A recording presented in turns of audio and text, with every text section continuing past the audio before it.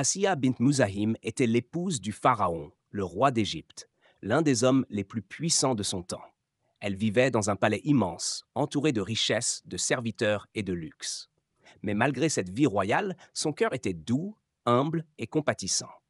Elle ne partageait ni la cruauté, ni l'orgueil de son mari. Un jour, on retrouva un panier flottant sur les eaux du Nil. À l'intérieur, un bébé abandonné.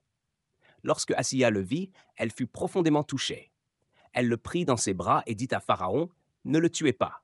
Peut-être nous sera-t-il utile ou l'adopterons-nous comme un fils. C'est ainsi qu'elle éleva ce bébé comme son propre enfant. Il s'appelait Moïse. Les années passèrent. Moïse devint un jeune homme droit, bon et courageux. Asiya l'aimait profondément. Mais un jour, un événement bouleversa tout.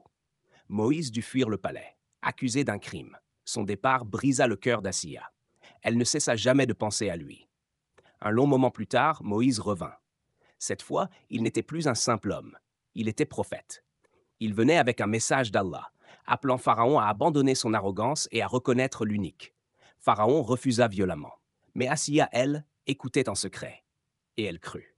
Elle garda sa foi cachée, priant discrètement dans les recoins du palais, les larmes aux yeux. Elle demandait à Allah un refuge, une maison. Pas ici, mais auprès de lui. Elle ne supportait plus l'injustice. Son cœur ne battait que pour la vérité. Mais un jour, sa foi fut révélée. Pharaon entra dans une rage folle. Il ordonna qu'on l'enchaîne, qu'on la frappe, qu'on la fasse souffrir. Pourtant, même dans la douleur, Asiya gardait la tête haute. Elle répétait avec fermeté, ô mon Seigneur, bâtis-moi une maison auprès de toi au paradis. Alors que les tortures continuaient, Allah lui montra ce qu'aucun œil n'a vu, sa maison au paradis, un palais de lumière au milieu de jardins éternels. Elle sourit. Elle ne sentait plus la douleur. Son âme était apaisée. Le monde autour d'elle s'effaçait. Il ne restait que sa foi. Asiya rendit l'âme dans cet état de pureté et de paix, et son nom fut élevé à jamais.